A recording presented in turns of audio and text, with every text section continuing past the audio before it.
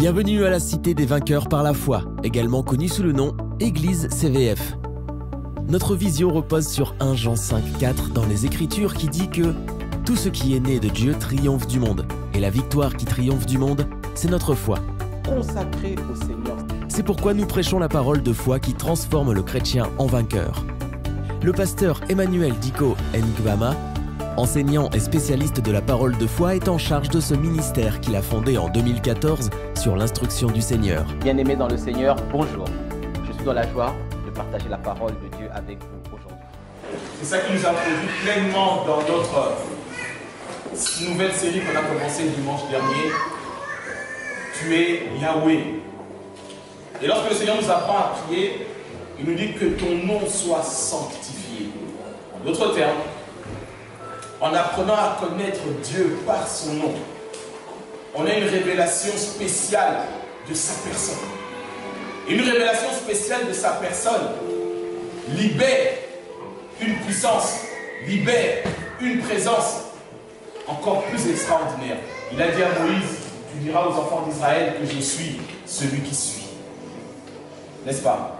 On a vu ça la semaine dernière et nous sommes en train de voir, lorsque le Seigneur a fait sortir le peuple d'Israël d'Égypte, après la traversée de la mer Rouge,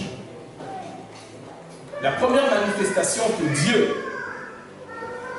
a libérée de sa personne vis-à-vis du peuple d'Israël, c'est-à-dire de ce million de personnes qui est sorti d'esclavage, c'est l'image de l'Église.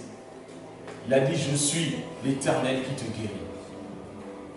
Le terme Yahweh signifie je suis celui qui suis. Mais c'est un terme hébraïque tellement profond, tellement puissant. En réalité, il se conjugue à la première personne du singulier. Quand Dieu a parlé à Moïse, il a dit, dis à mon peuple que je suis celui qui suis. Mais lorsque nous disons Yahweh, le terme Yahweh en réalité est à la troisième personne du singulier. Il est celui qui est. Est-ce qu'on comprend ça? C'est un petit peu technique, mais il faut que le peuple de Dieu comprenne ces réalités-là. Et ce matin, nous voulons continuer encore sur cette révélation de l'Éternel qui nous guérit. Bien-aimé, je souhaite que tu prospères à tout égard et que tu sois en bonne santé. La santé est primordiale. Il y a la santé physique, il y a la santé spirituelle et il y a la santé de l'âme. Il y a tellement de choses à dire sur cette révélation de Jéhovah Rapha, mais ce matin, j'aimerais te démontrer qu'il est l'Éternel qui te guérit au niveau de ton âme. Il est l'Éternel qui te guérit au niveau de ton esprit. La semaine passée, je vous ai démontré comment Jésus, qui était oint de Saint-Esprit et de force, il allait de lieu en lieu faisant le bien et guérissant tous ceux qui étaient oppressés par le diable. On avait compris que la maladie est une oppression. D'autres versions appellent ça la domination du diable sur les êtres humains. N'est-ce pas? Donc, à partir d'aujourd'hui, refais, la maladie ne vient pas de Dieu. Ne dis plus jamais c'est ma maladie. C'est héréditaire. Non, la maladie est une malédiction. La maladie est rentrée dans le monde à cause du péché. La pauvreté, la maladie et la mort sont rentrées dans Genèse chapitre 3. Avant cela, il n'y avait ni de place, ni de trace pour la pauvreté, ni de place pour la mort, et encore moins, ni de place pour la maladie. Dis à quelqu'un, refuse la maladie. Refuse la maladie. La maladie n'est pas de Dieu. Notre héritage à nous, enfants de Dieu, c'est la santé. Tu ne peux pas prospérer si tu n'es pas en bonne santé. On a parlé de la santé physique. Ce matin, j'aimerais toucher deux domaines rapidement. J'espère que le Saint-Esprit nous donnera la capacité d'y aller dans le temps qui nous est imparti. On va retourner à notre texte de base, Sœur Saint-Pierre. Aujourd'hui, je te préviens, je te bombarde de versets. Parce que nous étudions la parole de Dieu. Amen. On peut prendre un verset et tourner autour, te raconter la vie de mon grand-père et de la sœur Gwendoline. Ce n'est pas intéressant. Ce qui est intéressant, c'est de savoir ce que la parole de Dieu dit par rapport à cela, et la Bible explique la Bible. Amen, peuple de Dieu. Ok, Psaume 21, Exode chapitre 15, versets 22 à 26, c'est pour recontextualiser ce que nous allons voir ce matin. Si tu es avec moi, donne-moi un amen pour m'encourager. Amen. Amen m'encourage parce que... Donne-moi un amen pour m'encourager. Amen. Qu'il en soit ainsi. Amen. Ok, Sœur Saint-Pierre. Moïse fit partir Israël de la mer des roseaux, et ils prirent la direction du désert de Jour. Après 3 journées de marche dans le désert, ils ne trouvèrent pas d'eau. Ils arrivèrent à Mara, mais ils ne purent pas boire l'eau de Mara parce qu'elle était amère. C'est pourquoi cet endroit fut appelé Mara. Le peuple murmura contre Moïse en disant « Que boirons-nous » Moïse cria à l'Éternel, et l'Éternel lui indiqua un morceau de bois qu'il jeta dans l'eau, et l'eau devint douce. Ce fut là que l'Éternel donna au peuple des prescriptions et des règles, et ce fut là qu'il le mit à l'épreuve. Il dit « Si tu écoutes attentivement l'Éternel ton Dieu, si tu fais ce qui est droit à ses yeux, si tu prêtes l'oreille à ses commandements, et si tu obéis à toutes ses prescriptions, je ne te frapperai d'aucune des maladies dont j'ai frappé les Égyptiens, car je suis l'Éternel, celui qui te guérit. » Dis avec moi l'Éternel qui te guérit. L'Éternel qui te guérit. Amen. Alors, suis-moi très bien, nous commençons notre enseignement de ce jour. Ce matin, je vais m'attaquer à une maladie principale qui affecte l'âme de tous les chrétiens. Ce matin, j'aimerais que les yeux de ton esprit s'ouvrent pour que tu comprennes que si cette réalité n'est pas traitée, il y a beaucoup de dangers que ta vie chrétienne en pâtisse et que tu n'arrives pas à atteindre l'objectif. La maladie de l'âme que Jéhovah Rapha guérit, elle fait partie de tous les êtres humains. L'Église ici est sortie d'Égypte. L'Éternel s'apprête à bâtir son Église. Mais il y avait un problème dans le cœur du peuple de Dieu. Et ce problème a été exposé ici à Mara. Mara signifie amertume. Dis avec moi amertume. Amertume. L'amertume est une maladie de l'âme. Et cette maladie de l'âme frappe tous les êtres humains. Plus précisément, tous les enfants de Dieu. Lorsque le Seigneur les fait sortir du désert, tu connais avec moi ce principe biblique, nous étudions la parole de Dieu, c'est la loi de la première mention. Quand une réalité est introduite pour la première fois dans la Bible, elle explique grandement le sens dans lequel nous devons étudier cette réalité. Et ici, le Seigneur fait sortir Israël d'Égypte. Et la première chose, ils sont confrontés à l'amertume. Dieu avait besoin de montrer au peuple d'Israël qu'ils avaient un sérieux problème en ce qui concerne l'amertume. Est-ce qu'il peut dire encore Mara? Mara en hébreu signifie amertume. Ça, vous avez Deutéronome chapitre 8, verset 2, dans la version parole de vie, s'il te plaît. Et donc, le Seigneur devait traiter cette maladie de l'âme. Parce que cette maladie de l'âme, si elle n'est pas traitée, elle peut te faire mourir dans le désert tout en étant enfant de Dieu. L'amertume, c'est une plante vénéneuse. C'est un poison terrible. Mais tous les êtres humains sont confrontés à la notion de l'amertume à cause de Genèse chapitre 3 depuis la chute d'Adam. Et beaucoup de théologiens hébreux disent qu'à la sortie du jardin, lorsque Adam a été chassé, il y a une chose qui a caractérisé la vie d'Adam, c'était l'amertume et la dépression. À cause de sa sortie du jardin. Et tous ceux qui sont sortis de lui sont infectés par la même plante vénéneuse qui est l'amertume. Regardez maintenant ce que le Seigneur dit dans Deutéronome chapitre 8, le verset 2. Souvenez-vous de tout le chemin que le Seigneur, votre Dieu, vous a fait parcourir pendant 40 ans dans le désert. Il vous a fait connaître des difficultés pour voir ce que vous valiez.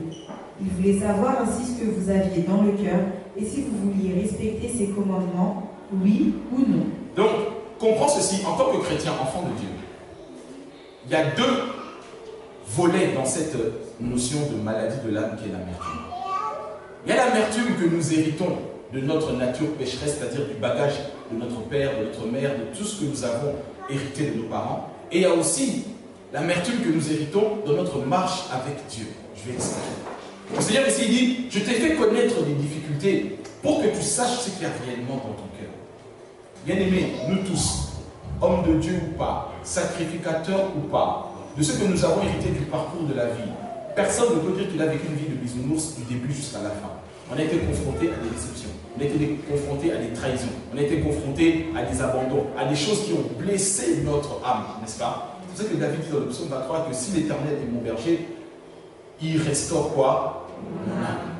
Et les sentiments font partie de l'âme. Et surtout, l'amertume est la maladie principale de l'âme des êtres humains. Et donc le Seigneur il dit, je vais te mettre devant des difficultés pour que tu comprennes ce qu'il y a réellement dans ton cœur. Ce n'est pas que Dieu prend plaisir à nous faire voir des difficultés, mais il nous permet que face au challenge, tu puisses savoir réellement ce qu'il y a dans ton cœur. Parce que des fois, on se trompe lui-même. On pense qu'on est au top niveau, qu'on est très spirituel, mais en réalité, c'est l'épreuve qui révèle réellement ton vrai niveau, si tu es attaché ou pas avec le Seigneur. Parce que le peuple est toujours avec moi. Et donc, il fait sortir Israël d'Égypte. Après 3 jours, il commence à avoir soif. Et on sait tous que l'eau représente la parole de Dieu, l'eau représente la substance principale qui nous fait vivre. Mais directement, dans le texte qu'on a lu, ils se sont mis à critiquer le Seigneur. Ils se sont mis à la première occasion à murmurer contre Dieu. C'est-à-dire, mais on aurait dû rester en Égypte. C'était meilleur pour nous qu'on reste là-bas. Pourquoi nous a amenés ici? Moïse n'est pas un véritable homme de Dieu. D'ailleurs, qui? Pourquoi lui? Qu'est-ce qu'il a de réel? Ils ont commencé à critiquer Dieu. C'est l'image de tout un chacun. Nous tous ici, personne sans exception ne peut pas dire que quand tu es confronté à certains problèmes, tu commences à murmurer contre Dieu, n'est-ce pas? Israël, en réalité, avec les 400 ans d'esclavage, ça avait laissé beaucoup de traces et de blessures dans le cœur du peuple. En fait, ce peuple était amer vis-à-vis de Dieu. L'amertume vient principalement de la déception. Et si vous voulez, le peuple d'Israël, dans sa marche avec Dieu, il savait qu'il était héritier de la promesse, mais en réalité, il était blessé vis-à-vis de Dieu en disant, mais pourquoi si Dieu nous aime, il nous a laissé 400 ans, ça fait 12 générations à être esclave, à souffrir. L'amertume vient d'une attente qui n'a pas été assouvie de la part de quelqu'un que l'on aime, qu'on considère ami, parent, père, mère, père spirituel, pasteur, ancien, diacre, lorsqu'on ne reçoit pas ce qu'on estime d'être en droit de recevoir, ça crée dans notre cœur un sentiment de déception. Est-ce qu'on comprend ça? C'est une maladie de l'âme. On ne peut pas se mentir. Tous les chrétiens sont confrontés à un moment ou à un autre de leur vie à la notion de l'amertume. C'est pour ça que la première chose que Dieu a voulu traiter avec eux, c'est Mara. En réalité, au fond d'eux, ils se disaient, mais si Dieu nous aime, comme Gédéon l'avait dit, mais si Dieu nous aime, pourquoi on est esclave? Tu te dis, mais si Dieu m'aime, pourquoi il a permis que mon père meure avant l'âge? Pourquoi il a permis que ma femme soit sur le lit de l'hôpital? Pourquoi mon enfant est malade? Pourquoi je n'ai plus d'argent? Pourquoi j'ai été viré? Pourquoi ceci? Pourquoi? Ça, c'est la racine de Mara, l'amertume. Et le peuple d'Israël avait ce problème-là. C'est pour ça que dès qu'il y avait l'insuffisance, Mara apparaît. Et Dieu dit, je t'ai mis dans des difficultés pour que tu comprennes ce qu'il y a réellement dans ton cœur. Écoute-moi bien, le Seigneur ne peut pas t'amener loin s'il ne t'a pas brisé. Dieu ne travaille qu'avec des gens qu'il a brisés, comme Jacob devait être brisé pour devenir Israël. Est-ce qu'on comprend ça? C'est-à-dire que la racine de l'amertume, elle est dans tous les êtres humains. Les blessures d'enfance, les déceptions amoureuses, les déceptions, les désillusions dans le ministère, dans le service, dans la vie d'église, créent une amertume. Et si Mara n'est pas traité, tu es sauvé, tu es sorti d'Égypte, mais tu ne rentreras pas à Canaan. Est-ce qu'on me suit toujours sévère? Le terme Mara, l'amertume, est pour l'âme ce que la nourriture, quand elle n'a plus de goût, est pour nous. Moi, ma définition de l'amertume, je la donnerai comme si je l'ai notée, comme je l'ai reçue dans mon esprit. Ma définition à moi. Ne cherche pas dans la roue, je ne peux pas trouver. Ma définition à moi de l'amertume, c'est quoi? C'est ce qui est censé avoir du goût, mais qui en réalité n'a pas vraiment de goût.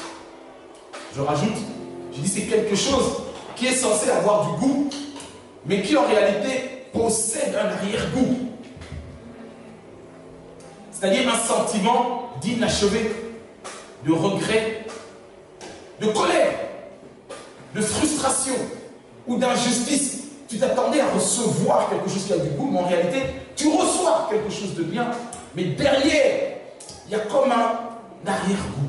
Est-ce que vous comprenez bien? C'est ma définition à moi.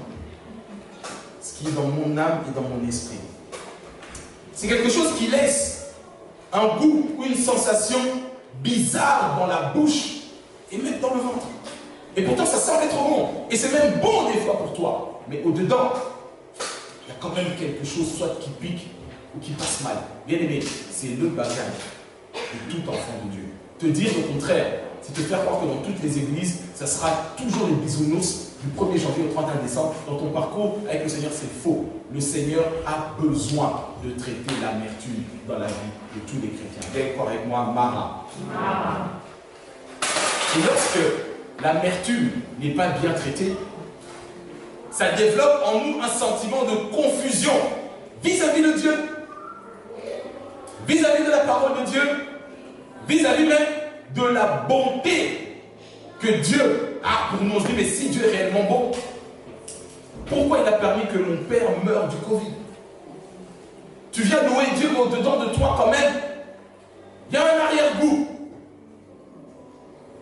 Si Dieu est bon, pourquoi il permet qu'on me traite comme ça, même à l'église? Je vois la main de Dieu, mais pourquoi le célibat ne me quitte pas? Pourquoi je n'arrive pas à prospérer, pourtant je sais que Dieu est là? Mara, c'est une maladie de l'âme. On peut se mentir, mais Dieu nous mettra dans une situation où il a besoin de te révéler ce qu'il y a réellement dans ton cœur, savoir si tu l'aimes pour lui, oui ou non. Est-ce qu'on comprend ça bien? C'est quelque chose qui est censé avoir du goût, mais qui quelque part peut te donner un arrière-goût. C'est comme un mariage qui est une bénédiction. Mais après, derrière, ceux qui sont mariés nous comprennent. Et la Bible donne cet exemple, parole de vie. Genèse 26, verset 35. Juste un petit verset. Aujourd'hui, tu auras des versets.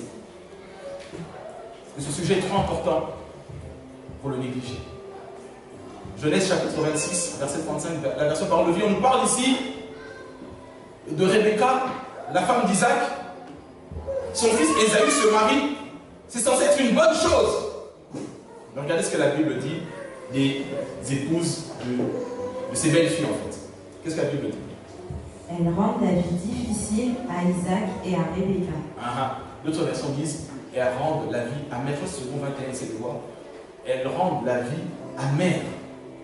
Parce que ces belles filles-là ne se comportaient pas comme il le fallait. En d'autres termes, ce qui était censé être une bénédiction pour Rebecca, pour Isaac, s'est transformé en quelque chose qui a un arrière-goût. Est-ce que tu dirais arrière-goût? Je dis, je répète, tous les êtres humains sont confrontés à l'amertume. Tes propres enfants qui sont sortis de tes entrailles, à un moment donné, tu perds le sommeil à cause d'eux. À un moment donné, mais la Bible le dit, lorsque Siméon a prophétisé sur Jésus, il a dit à Marie, cet enfant, il va faire des choses extraordinaires, mais une épée te percera, n'est-ce pas? Vous vous souvenez de ça? C'est dans Luc chapitre 2. Tes propres enfants, ton mariage, le travail que tu as, tu donnes ta dîme, Dieu agit, mais tu tombes sur des clients ou des patrons qui te rendent la vie amère. C'est une maladie de l'âme. Ton propre mari, tu l'as aimé, ton chéri, il est dans tes statuts, photos, machin, WhatsApp et tout. Mais quand il devient Mac Tyson, n'est-ce pas? Ah, fais pas semblant. Ne pousse pas tes chiens. Amen. Le problème de l'amertume, c'est là. Tu arrives dans l'église, le pasteur est là, les frères, les sœurs. Mais quand on commence maintenant à tailler la vie de ton âme, discipline, rigueur, vie de prière, dans une église, il n'y a pas d'amour. La notion d'amertume convient avec nos blessures qu'on a héritées de nos parents, mais Dieu a besoin de tailler ça.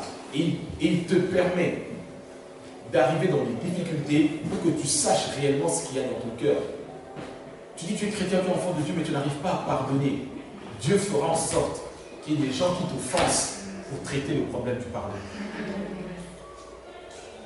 Peut-être tu es trop imbu de toi-même. Tu as toujours été l'enfant chéri, super traité, toujours 80%, 90%. Dieu permettra que tu arrives dans des situations où Dieu mettra dans l'église ou dans le travail un manager qui va te parler comme un domestique. Dieu va traiter d'humilité. Parce que c'est l'amertume qui doit être traitée. Est-ce que le CV est toujours avec moi? Amen. Donc, le cadeau que Dieu nous donne de la vie, c'est quelque chose d'extraordinaire et de merveilleux. Mais comme on a une nature héritée d'Adam qui a été décomposée par le péché, par la pourriture, par la corruption, Dieu a besoin de tailler ça. Et quand Dieu traite ça, ça a un arrière-goût. Aucun homme de Dieu qui se tient debout, qui prêche, qui a un ministère authentique et reconnu de Dieu, s'il n'a pas connu l'amertume et le brisement, il n'est pas quelqu'un qui est réellement appelé par Dieu. Si je devais abandonner le ministère à cause des déceptions, je serais le premier des pasteurs. Parce que des combats, j'en ai connu. Des trahisons, j'en ai connu.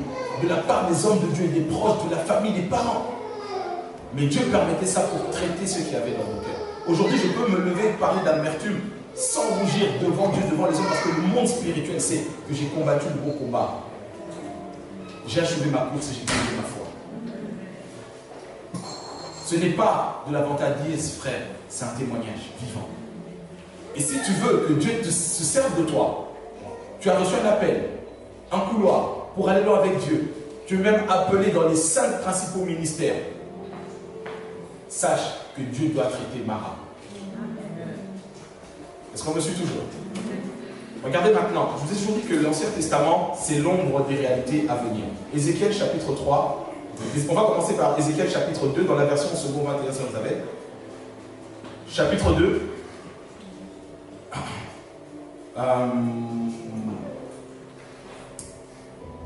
Chapitre 2, Ézéchiel, à partir du verset 8, et tu descendras jusqu'au chapitre 3, jusqu'au verset 3, d'accord?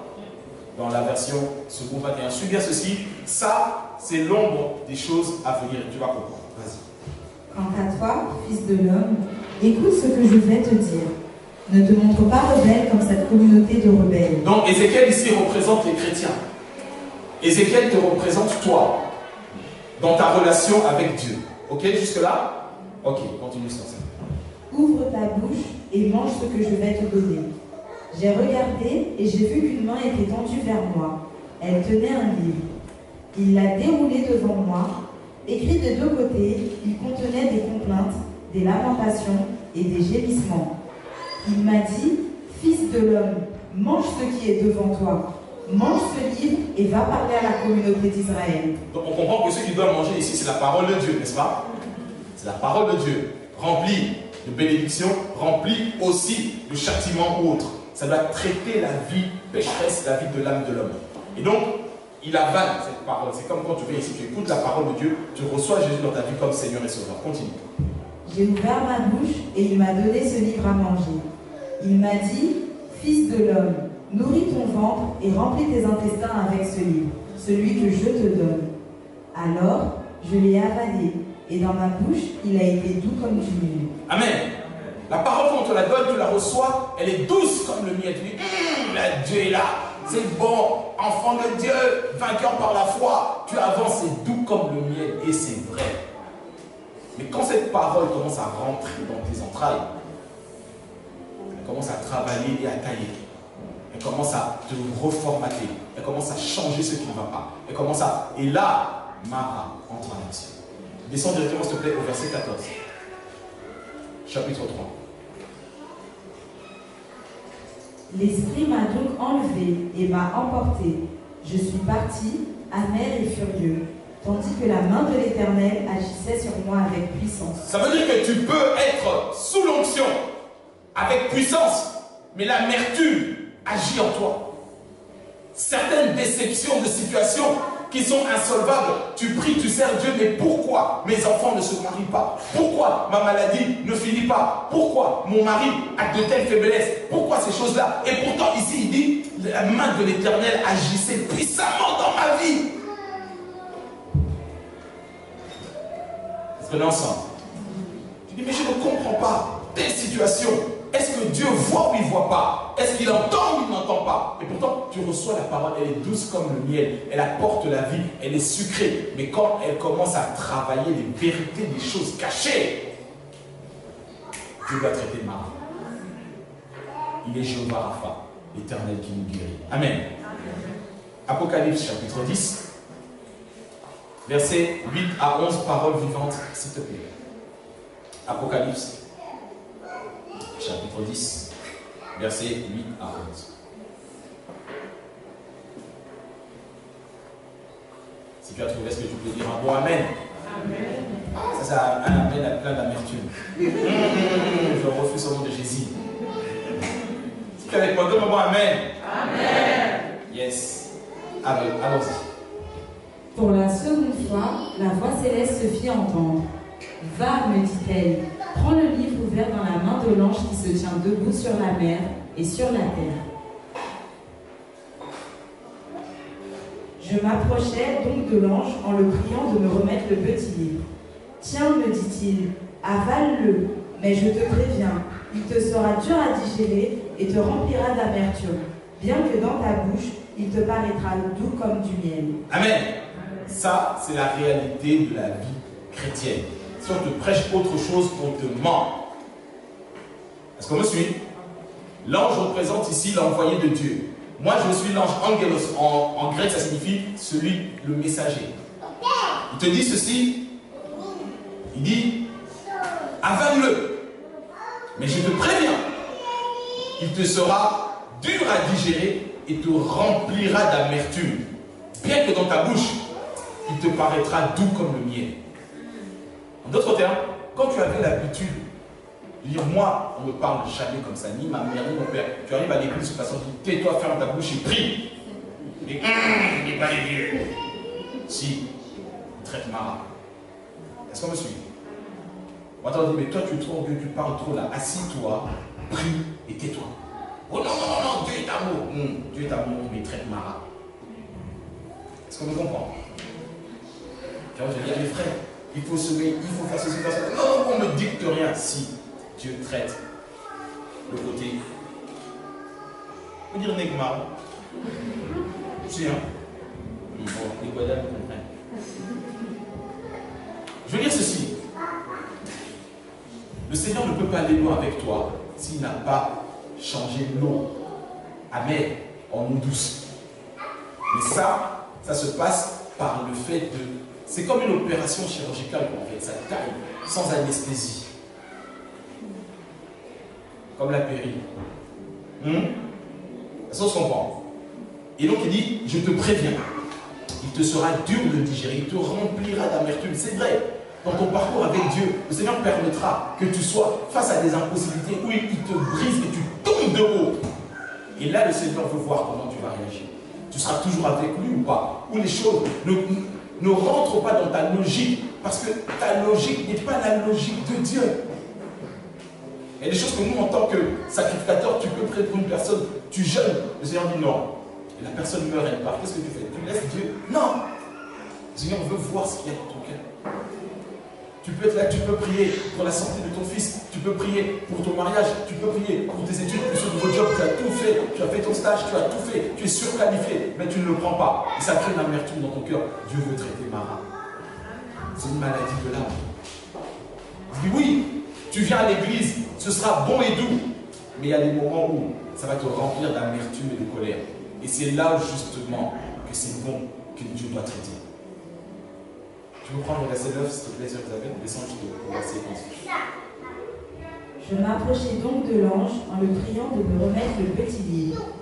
Tiens, me dit-il, avale-le, mais je te préviens, il te sera dur à digérer et te remplira d'amertume, bien que dans ta bouche, il te paraîtra doux comme du miel. Je pris donc le petit livre de la main de l'ange et je l'avalai.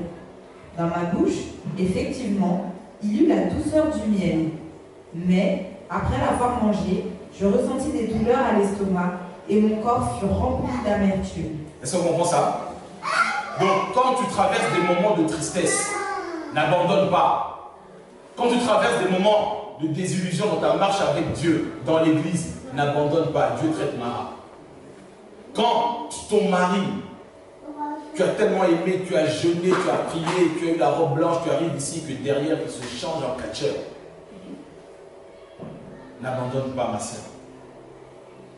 Il revient de plus en plus tard. L'amertume grandit. N'abandonne pas, ma soeur. Est-ce qu'on me comprend?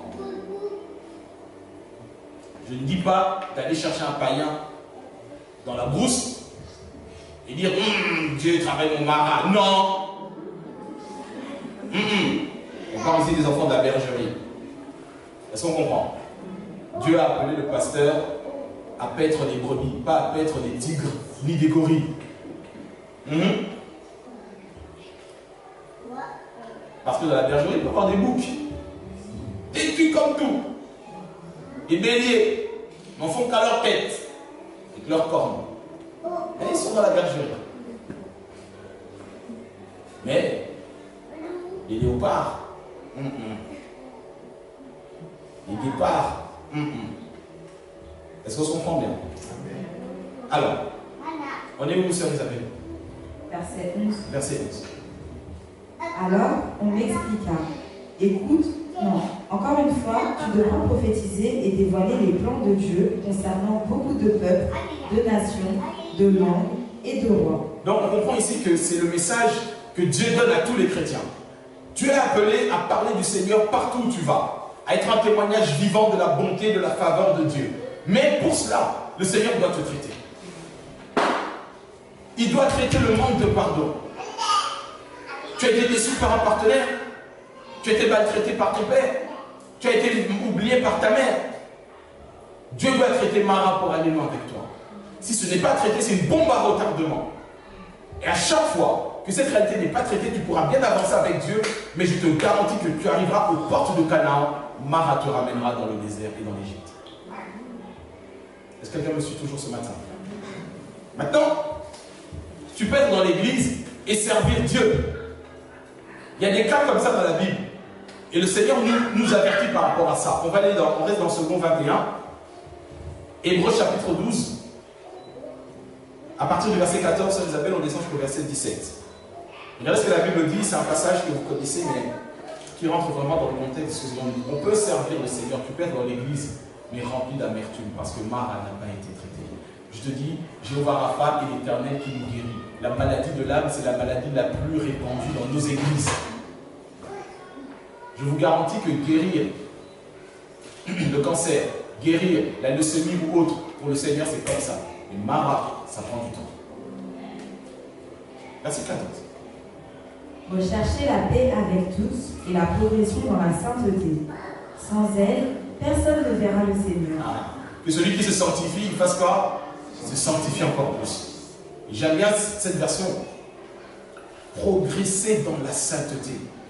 Ne pas accepter des choses qui salissent ta robe, ton onction, ton sacerdoce ou ton appel. Tu n'es pas obligé d'être dans les cinq ministères ou sur l'estrade pour te comporter dignement selon Dieu. Parce que le Seigneur t'a déjà appelé. Le Seigneur t'a déjà destiné. Même si personne ne te voit. Mais là, continue à augmenter la dose de la sanctification. Est-ce qu'on se comprend? Maintenant, regardez bien le verset 15.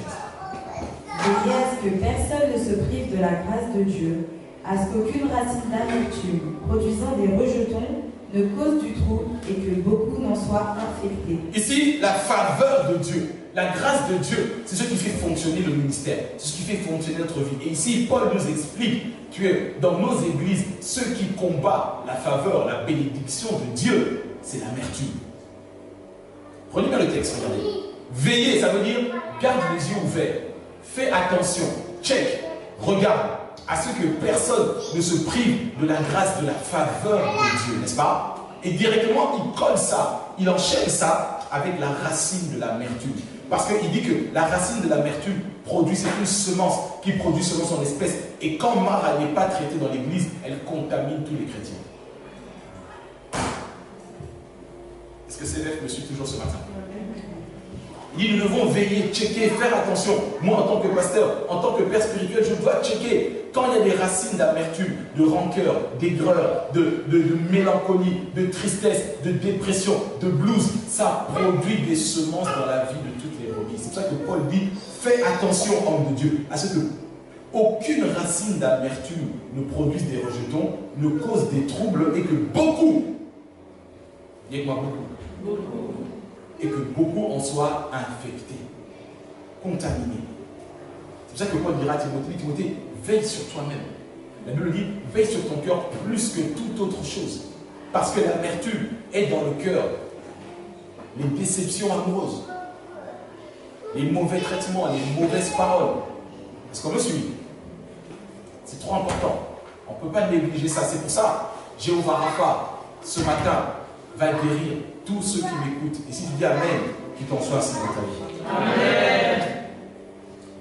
Dis, pasteur, veille à ce que personne ne se prive de la grâce de Dieu, de la faveur de Dieu, du plan de Dieu. Ça, c'est mon travail. Je veille à ce qu'aucune brebis ne passe à côté de l'appel et de la bénédiction que Dieu lui a donnée. Mais le plan principal du diable contre ça, c'est Mara, l'amertume, la tristesse, la rancœur, les blessures, les mauvaises paroles, les mauvais comportements.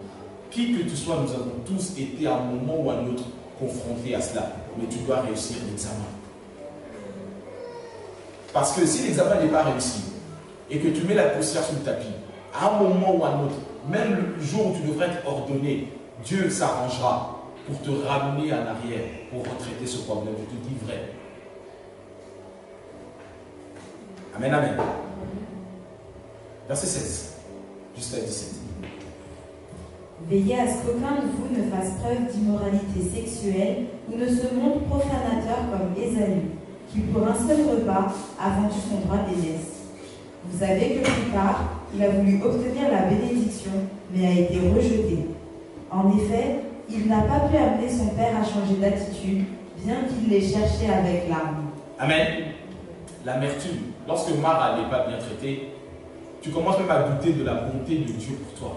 Tu commences à douter des bonnes intentions de Dieu pour toi. Et tu commences à négliger ce qui est sacré. C'est pour ça que Ésaü se dit, mais à quoi ça va me servir? Un plat de lentilles va me donner plus de force qu'un droit d'aînesse. Allez, tiens, prends. Il a méprisé ce qui était sacré. Pourquoi? Parce que déjà dans son cœur, il y avait cette racine du mal. Est-ce qu'on comprend ça? Mais une fois que tu passes à côté, c'est compliqué de revenir. C'est pour ça que Ésaü a pleuré. Il n'a plus jamais eu la même bénédiction. C'est pour ça, mon travail, c'est de prévenir celui qui m'écoute. Je dis, fais attention à l'amertume vis-à-vis de tes parents, entre mari et femme, entre pasteur et brebis, responsable et service, entre enfants de Dieu, peuple de Dieu. Tu dois veiller à cela, checker, avoir les yeux ouverts. Ne laisse pas la racine de l'amertume. Ici, la Bible explique que c'est une plante. Et chaque semence produira toujours selon son espèce. Amen. Le mot amertume signifie aussi corruption, c'est-à-dire mélange. Tu peux être dans la maison de Dieu, mais tellement que tu as ta logique des choses, ta manière de revoir, de ressentir des choses, tu marches selon tes raisonnements. Le Seigneur dit, mes pensées ne sont pas tes pensées.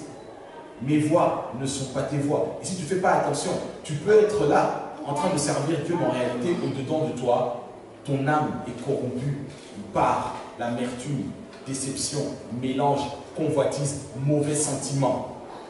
Et ce qui se passe dans Actes des Apôtres, au chapitre 8, on est dans la version parole vivante, c'est lorsque Simon le magicien, il donne sa vie à Jésus, mais en réalité, le problème de Mara, c'est-à-dire l'envie, l'ambition, la jalousie, l'avidité, la cupidité n'était pas traitée dans son cœur. Ici, on avait vu, on a parlé d'immoralité, on a parlé des péchés sexuels, on a parlé de l'envie, de toutes ces choses-là. Mais il n'y a pas que ça. L'amertume ouvre une porte à une multitude de péchés. C'est pour ça que Dieu, lorsqu'il a fait sortir son peuple d'Égypte, la première chose qu'il a voulu traiter, amertume.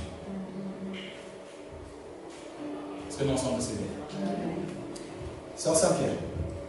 On peut suivre Actes chapitre 8, versets 20 à 23. Maudit sois-tu avec ton argent, lui dit Pierre. Parce que Simon voulait acheter l'onction. Il a dit, ah, lui il faisait déjà des miracles, il était célèbre. Lorsqu'il a vu la manifestation du Saint-Esprit, il a dit, ah, Pierre, viens, comme on dit chez nous, on va coopérer. Donc moi, je vais te donner de l'argent contre ça. Et là, maintenant, Pierre a une parole de connaissance, de révélation. Il lui dit les choses qui sont dans le cœur de Simon le magicien. Il aimait Dieu. Il était converti. Mais en réalité, Marc n'était pas traité. Donc, il reprend. Il lui dit, maudit sois-tu avec ton argent. Comment as-tu pu t'imaginer que le don de Dieu était une marchandise que l'on puisse acquérir en prix d'argent? Tu n'as rien compris et tu n'auras aucune part à cette faveur. Tu t'es exclu toi-même du droit à l'héritage divin, car ton cœur n'est pas sincère devant Dieu. Détourne-toi donc de tes mauvais desseins. Demande au Seigneur de te pardonner, si c'est possible, d'avoir eu de telles intentions dans ton cœur. Maintenant, celui le verset 23. Car, à ce que je vois, tu es rempli d'amertume et de méchanceté, et tu en récolteras les fruits amers. Tu es enlisé dans le mal et ligoté par le péché. Pierre dit, à ce que je vois, tu es rempli d'amertume. Il ne priait pas, il priait. Dans une église, il y avait le feu ou pas? Dans l'église, il y avait le feu. Il y avait l'onction ou pas? Il y avait l'onction. Mais il dit, mais tu passeras à côté de cette faveur si tu ne traites pas l'amertume dans ton cœur. Si tu ne traites pas le ressenti. Bien aimé, écoutez, il y a le ressenti vis-à-vis des humains, mais il y a aussi, et ce qui est souvent inavouable dans nos églises, un ressenti vis-à-vis de Dieu. Parce que si tu checkes bien, tu diras, mais si Seigneur, pourquoi il a permis ça? J'ai prié. Ça, ce sont des semences de Mara. Et il dit, à ce que je vois, tu es rempli d'amertume, de méchanceté. Et comme toute semence produit selon son espèce, Pierre lui dit, tu vas en récolter des fruits amers, qui ont un arrière-goût. Ça peut sembler bon. Tu as peut-être magouillé, je vous dis toujours que si tu as magouillé pour avoir un travail, tu seras obligé de magouiller pour le conserver. Si tu as bidouillé ton historique et ton CV pour te marier avec Ludline, tu seras toujours obligé de bidouiller et de mentir. C'est le fruit amer. Et Dieu permettra dans ce genre de situation, des fois, tu peux avoir un enfant, et cet enfant-là sera atteint d'une certaine pathologie. Oui, l'enfant est une bénédiction, mais la maladie derrière porte un arrière-goût. Est-ce qu'on comprend? Je trouve bien calme. Est-ce qu'on est ensemble? Okay. Le verset 23, il dit, car je vois que tu es rempli d'amertume, de méchanceté, et tu vas en récolter des fruits amers. 2 points. Tu es enlisé dans le mal et ligoté par le péché. L'amertume est une prison. L'amertume est un lien de l'âme au niveau de tes émotions et de tes sentiments.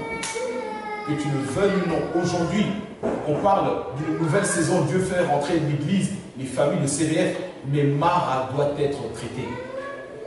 Il est l'Éternel qui nous guérit. Il y a des choses où il te faut la prière et l'onction pour fermer certaines pages.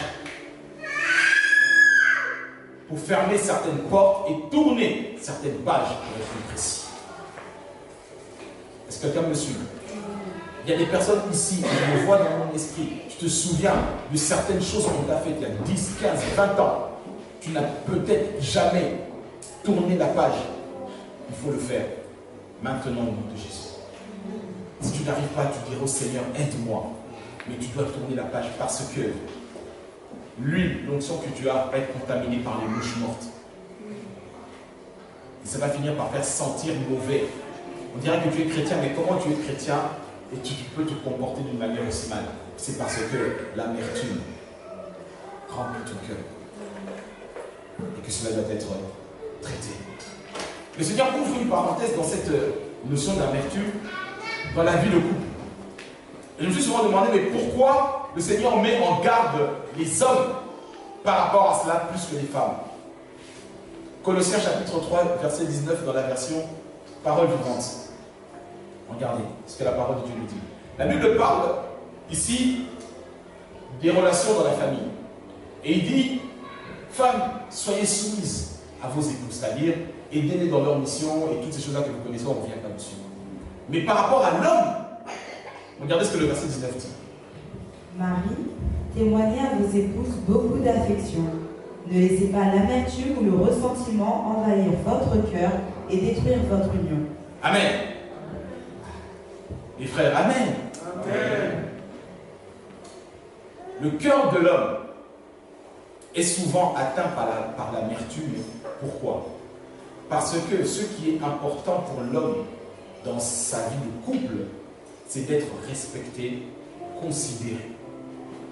Et quand la femme lui dit les mauvaises paroles, ça atteint directement son âme et son cœur. Et ça crée de l'amertume. Et peut-être tu pourras voir certains frères une semaine, 2 semaines, il ne parle pas à sa femme dans la même maison. Et après, il vient dimanche à l'église, Rabadashatakaya. Frère, laisse tomber.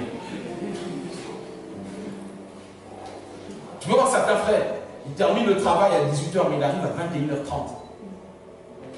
Oh, j'étais parti voir le foot. Il n'y a pas la Ligue des Champions toute la semaine. Parce que son cœur est rempli d'amertume à cause du comportement et surtout des paroles blessantes. Est-ce que les sœurs me suivent?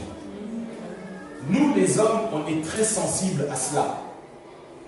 Une femme a souvent plus de facilité à pardonner que l'homme.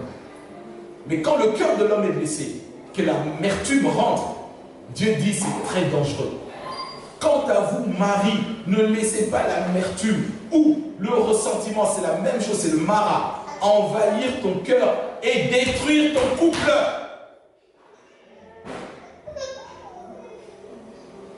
Est-ce que quelqu'un me comprend? Si tu ne traites pas le problème de l'amertume, parce que les hommes, des fois, ils ne te disent pas tout de suite. Ma soeur, je te préviens, il ne te le dira pas tout de suite. Mais tu vas comprendre par son comportement. Il rentre de plus en plus tard. Il te parle de moins en moins. Tes spaghettis sont de moins en moins bons. Check, ma soeur, veille. Parce que si tu ne traites pas ça, la Bible dit que ça va détruire ton couple. Et je vous le dis, pour les hommes, c'est ce qui sort de ta bouche, ma soeur, qui ouvre la porte à l'amertume dans le cœur de l'époux. Se sentir considéré, se sentir respecté, se sentir écouté,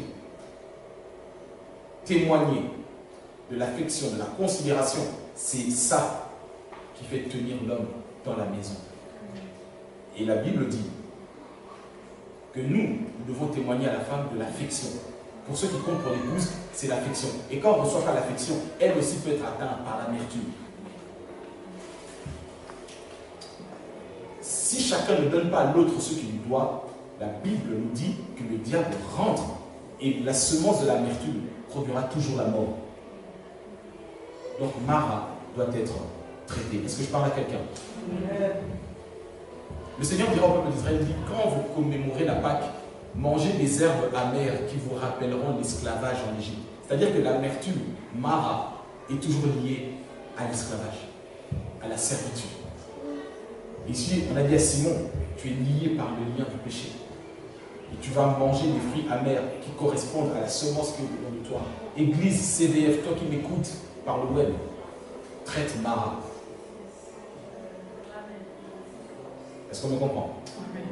Regarde bien ce qu'Apocalypse nous dit encore. On revient à Sœur Isabelle, Apocalypse chapitre 8, verset 10 à 11, paroles vivantes. Le troisième ange sonna de la trompette. Un grand astre enflammé, une sorte de globe de feu, tomba du ciel sur le tiers des fleuves et sur les sources. Cet astre se nomme amertume. Et avec moi, amertume. C'est-à-dire l'astre ici, comme une planète, comme une entité spirituelle puissante. C'est de ça que le livre de l'Apocalypse parle. On n'a pas le temps de faire de l'eschatologie. Mais la Bible ici explique une réalité de la fin des temps dans lesquels nous sommes aujourd'hui et qui affecte tous les êtres humains. Et moi je parle à l'Église, à ceux qui m'écoutent ce matin. Donc, verset 11, la Bible dit que cet astre se nomme comment? Amertume. Le tiers des eaux devient amer comme l'absinthe, c'est du poison. Et beaucoup d'hommes moururent d'avoir bu ces eaux empoisonnées. Est-ce qu'on comprend? Beaucoup. Beaucoup. Le tiers des eaux, c'est-à-dire océan, tout ça. La plupart. Je ne vais pas aller sur ce terrain, Saint-Esprit. Ok. Il dit que le tiers. Ça, vous avez toujours le verset 11. Cet astre se nomme amertume. Le tiers des eaux devint amer comme l'absinthe, et beaucoup d'hommes moururent d'avoir bu ces eaux empoisonnées. Donc si tu bois, tu laisses l'eau d'amertume dans ton cœur, tu mourras empoisonné. Si tu as de la rancœur, des blessures amères vis-à-vis de ton père, même s'il est mort, libère-le. De ta mère qui t'a maltraité, libère-la. De ton ancien pasteur qui t'a mal parlé ou qui t'a volé de l'argent, je ne sais pas quoi, pardonne. Parce que tu risques d'être empoisonné. Est-ce que quelqu'un me comprend? Il y en a qui sont dans la même maison, qui dorment dans le même lit, dans la même chambre, mais qui sont contaminés, manque d'affection, considération, poison. Vous buvez de cette eau-là, vous mourrez. Mais je bénis l'Éternel parce qu'il est l'Éternel qui me guérit. Maintenant, le premier texte qu'on a lu, quand le peuple d'Israël est arrivé, il a commencé à se plaindre, à critiquer. Dieu a dit à son serviteur Moïse, il dit, prends un bois, jette-le dans l'eau, l'eau redeviendra pure. Le bois là symbolise la croix de Golgotha. C'est la croix de Golgotha qui met fin à l'eau empoisonnée dans ta vie. C'est la croix de Golgotha qui détruit toute forme de poison que tu as reçu dans ton parcours, les malédictions de ta famille, les choses que... Toutes ces choses-là qui apportent de l'amertume quand tu pleures toute seule dans ton lit, le soir, la nuit, personne ne te voit. Cette amertume-là, mais pourquoi si Dieu est bon? Pourquoi mes parents ne s'aiment plus? Pourquoi ils se sont séparés? Pourquoi mon frère est parti? Pourquoi... Toutes ces choses-là qui créent de l'amertume, la solution, il y en a une et une seule, c'est la croix de Golgotha. Est-ce que quelqu'un me comprend? Jésus-Christ est le centre de tout. Il est le centre de tout. Et je vais te dire une chose. Peut-être qu'il n'a jamais su, mais suivi à cette révélation. Jésus-Christ a bu l'amertume à la croix à ta place. Lorsqu'il était sur le parcours de Golgotha, et même lorsqu'on l'a cloué, on lui a proposé du vin, une sorte de vin, pour anesthésier la douleur, Jésus a refusé. Et maintenant, regarde bien ce verset. Sœur Isabelle, il y avait onction encore. Jean 19. Jean 19, versets 28 à 30, parole vivante. Jean 19, versets 28 à 30 dans la version parole vivante. Écoutez bien, c'est sur la croix de Golgotha. Après cela, sachant que tout était vraiment fini et qu'il avait pleinement accompli sa mission, Jésus dit, j'ai soif. Dis avec moi, j'ai soif. J'ai soif. Cela pour que se réalise jusqu'au bout ce que l'Écriture avait prédit. Près de là se trouvait un vase rempli de vin aigre.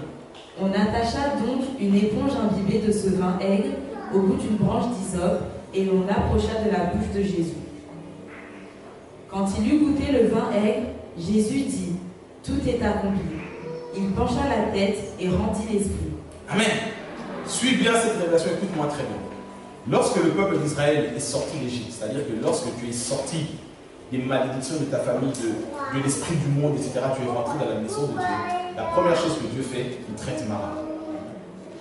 Lorsque Dieu envoie son Fils sur la croix, la dernière chose que Jésus fait sur la terre, c'est traiter l'amertume. Est-ce que tu peux suivre? Le vin aigre là, c'est du vinaigre. Et la caractéristique principale du vinaigre, c'est que c'est amer. Même si on met du parfum aujourd'hui, c'est amer. Et Jésus sur la croix, pour accomplir sa tâche pour sauver les êtres humains, il devait boire de l'amertume.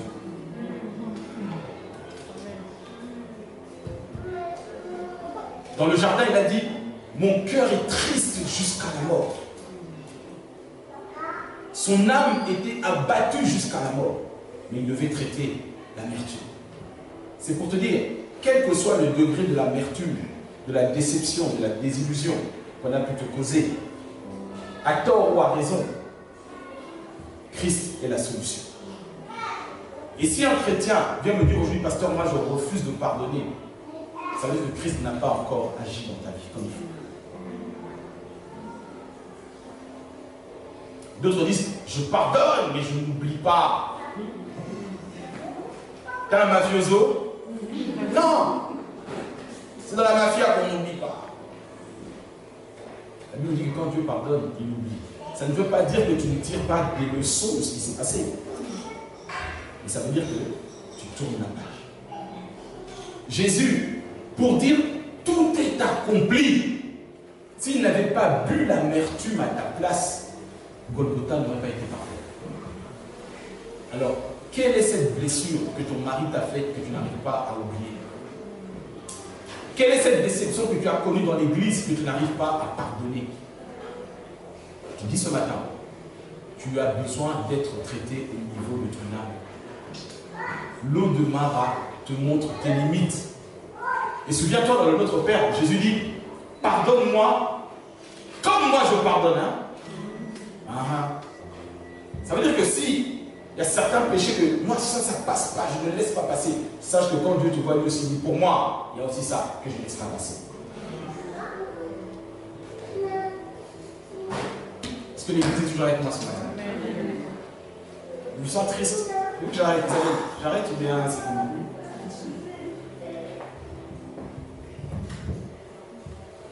Ça, j'arrête ou on continue un peu? Ça pique, hein? On va continuer. Bien aimé, je vous garantis que ce n'est pas évident de traiter ces choses-là. Mais on ne peut pas vous promettre Canaan si on ne traite pas Mara. On ne peut pas vous promettre le mariage, ça va être bien. Si tu rentres dans le mariage avec 2 bidons d'amertume déjà remplis, elle aussi elle en a, des bidons, cocktail explosif. C'est pour ça que Dieu devait traiter Mara dès le début du désert. Et Jésus sur la croix, pour finaliser Golgotha, il a dit tout est accompli. Pourquoi? Parce qu'il a bu. Il a refusé le vin, mais il a pris le vinaigre. Il y a quelqu'un, Jésus a pris mon vinaigre. Il a pris l'amertume à ma place. Alors je décide de pardonner. Au nom de Jésus. Que cela soit ton partage ce matin. Donc, le Seigneur devait traiter Mara. Veille sur ton cœur. Je dis à quelqu'un, veille sur ton cœur. Tu vas veiller. Regarde ce qu'il y a dedans. Et je vous dis, dans les familles, le plus gros des problèmes, c'est l'amertume. Entre mère et fille, père et fils. Nous les pères, des fois, on veut donner tellement d'éducation. Un homme est comme ça, un homme ne pleure pas. Ceci, c'est en vrai que tu es en train de briser l'âme de ton fils. Quand il sera grand, il se retourne contre lui. Je ne comprends pas, pasteur, je suis attaqué. Non. La Bible dit, père, ne soyez pas trop sévère vis-à-vis de vos enfants. Il faut être sévère. Il faut même le bâton. Oui, la fessée, oui. Mais avec amour. Il doit comprendre pourquoi. Tu n'es pas un gardien de prison, frère. Est-ce qu'on se comprend? Si ta femme te voit comme un gardien de prison, t'appelles monsieur le directeur, il y a un problème. Il y a un souci, pendant 1 mois, tu ne parles pas. C'est pas comme ça. Tu dois être capable de traiter. Je vous dis, 90% des maladies des âmes que nous traitons, au-delà de la sorcellerie, les liens, c'est l'amertume. L'amertume, à cause des déceptions, des trahisons, des moqueries, des négligences, des mépris, ça crée cela. Et ce matin, la bonne nouvelle, c'est que Jésus-Christ a traité cela. Amen. Au niveau de la maladie de l'âme, je vais m'arrêter là. J'ouvre une dernière parenthèse sur une maladie qui atteint l'esprit. Parce que je clôture Jéhovah Rapha aujourd'hui. On va lire dans Jacques chapitre 5,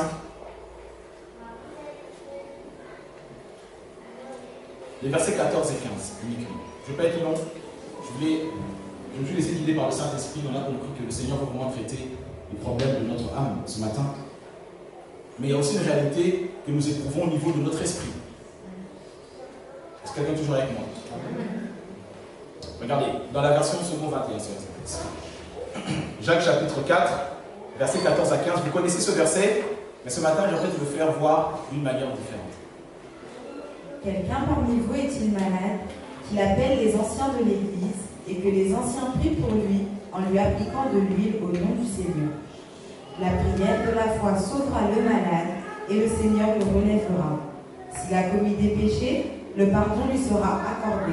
Je parle ce matin de Jéhovah Rapha, l'Éternel qui nous guérit, Yahweh YHWH. Il y a une maladie face à laquelle nous sommes souvent confrontés en tant que chrétiens. La Bible explique ici quelqu'un d'entre vous est malade. Jacques est le pasteur. Et l'épître de Jacques, en réalité, est un livre, est une lettre qui est écrite au pasteur.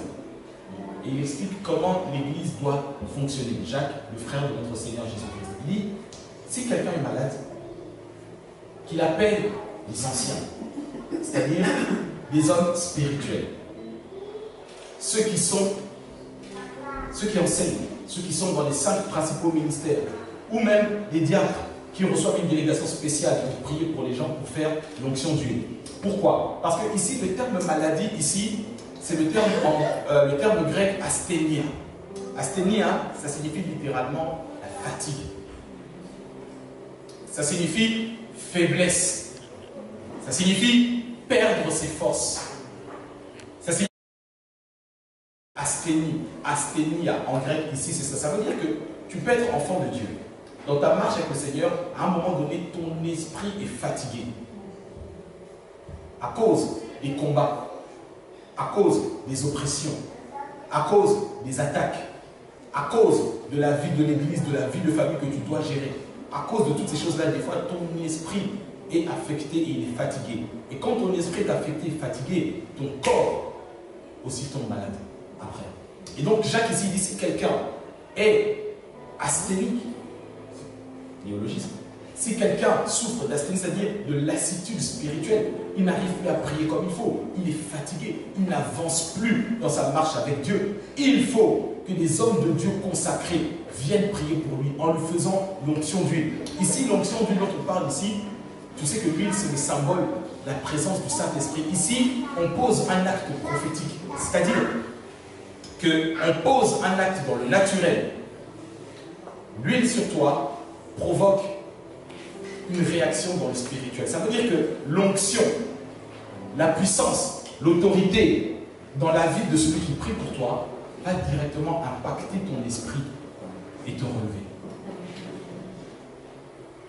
C'est pour ça que je dis toujours au diacre, au responsable spirituel, quand tu ne vas pas bien, ne passe pas du temps, viens me voir que je prie pour toi. C'est biblique. Parce que si tu ne le fais pas, sans te rendre compte, l'asthénie, la fatigue spirituelle, une autre définition du terme asthénie en grec, elle dit ceci, au sens théologique, c'est une faiblesse dans ta vie de foi. Vous vous rendez compte, Jacques dit, si quelqu'un est faible dans sa vie de foi, il est malade.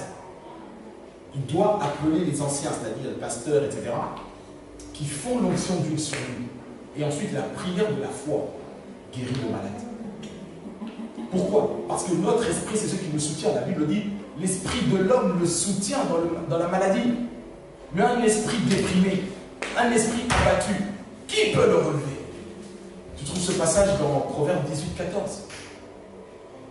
Ton esprit te soutient face à la maladie. Mais quand ton esprit est atteint, qui peut te relever, frère? Il faut, face à la maladie de l'esprit. C'est ça où on voit l'importance de l'Église, des serviteurs, des responsables, des diacres, des anciens, des hommes de Dieu. Quand ton couple est malade, spirituellement atteint, il faut que le pasteur vienne prier, te fait l'onction d'huile à toi et à ton épouse. La Bible dit que la prière de la foi relève celui qui souffre d'asthénie. Et remarquez bien, la Bible dit derrière, il dit, et s'il a commis des péchés, si c'est le conditionnel, ça veut dire que tu ne peux des fois ne pas avoir commis le péché, mais être malade. Est-ce que je parle à quelqu'un? Lorsque ton esprit est abattu, dépressif, il faut l'onction. Parce que la Bible dit, dans le livre d'Ésaïe, que l'onction brise le joug et enlève quoi? Fardeau. La dépression, la tristesse, ce sont des fardeaux. Et ces fardeaux-là ne partent que par l'onction. Ne partent que par l'onction. C'est vrai que quand on est malade dans nos églises, il faut lire la parole, jeûner, prier. C'est vrai. Mais lire la parole, jeûner, prier, s'il n'y a pas l'onction, ça devient de la religion. Et l'onction, tu le reçois par communication, par association. C'est pour ça que les gens qui disent « Oh non, mais moi je n'ai pas d'église, je me suffis à moi-même ».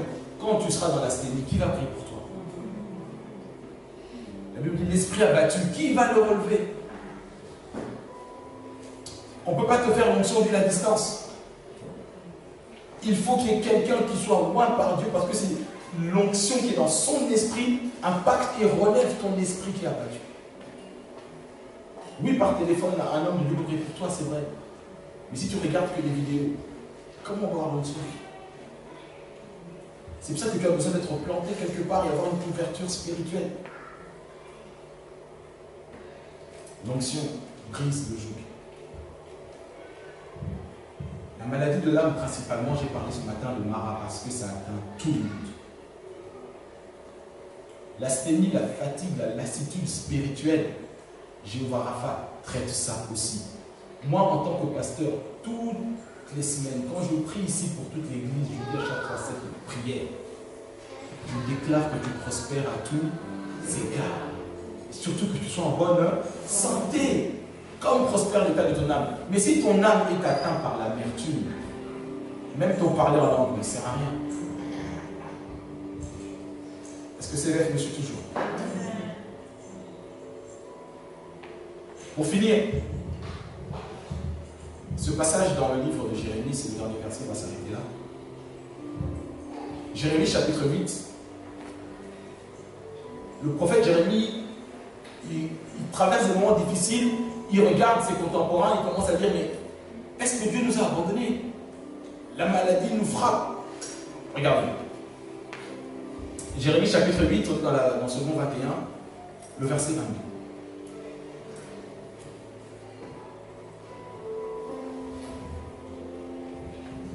N'y a-t-il pas de baume en Galade? N'y a-t-il pas de médecin là-bas? La baume de Galade, c'est comme une pommette qu'on prenait dans cette région-là et qui était très réputée pour ses valeurs thérapeutiques. Et il dit, mais on souffre tellement. Est-ce qu'il n'y a plus de crème, de baume en Galade? Et la question qu'il pose après, il dit, mais est-ce qu'il n'y a pas de médecin là-bas? Laisse-moi te dire, Jéhovah Rapha est ici. Amen. La parole de Dieu est la baume, la crème de Galade pour guérir toutes sortes de maladies spirituelles, asthénie, oppression, autres. Il y a. Au niveau de l'âme, l'amertume, le rejet, il y a. Au niveau du corps, on a vu la semaine passée, il y a un médecin. N'y a-t-il pas de baume en Galade? N'y a-t-il pas de médecin là-bas? Pourquoi donc la guérison de la fille de mon peuple n'intervient-elle pas? Laisse-moi te dire, Jéhovah Rapha est ici. Dans ton couple, dans ta famille, dans ton foyer, dans tes relations. Ce matin, il veut guérir les relations entre père et fils, mère et fille, mari, femme, épouse. L'amertume ce matin. Ceux qui sont fatigués spirituellement, le Seigneur va le faire aussi ce matin. C'est pour ça que Jésus dit dans Luc chapitre 5, il dit, ce ne sont pas ceux qui sont bien portants qui ont besoin de médecin, ceux qui sont malades. C'est pour ça qu'il est Jéhovah Rapha pour celui qui m'écoute ce matin. Est-ce que tu as été guéri pour le Dieu? Est-ce que tu as reçu quelque chose ce matin?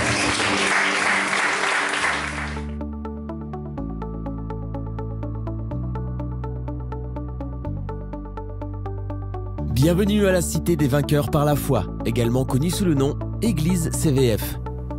Notre vision repose sur 1 Jean 5,4 dans les Écritures qui dit que tout ce qui est né de Dieu triomphe du monde. Et la victoire qui triomphe du monde, c'est notre foi. Consacré au Seigneur. C'est pourquoi nous prêchons la parole de foi qui transforme le chrétien en vainqueur. Le pasteur Emmanuel Diko Ngbama, enseignant et spécialiste de la parole de foi, est en charge de ce ministère qu'il a fondé en 2014 sur l'instruction du Seigneur. Bien-aimés dans le Seigneur, bonjour. Je suis dans la joie de partager la parole de Dieu avec vous.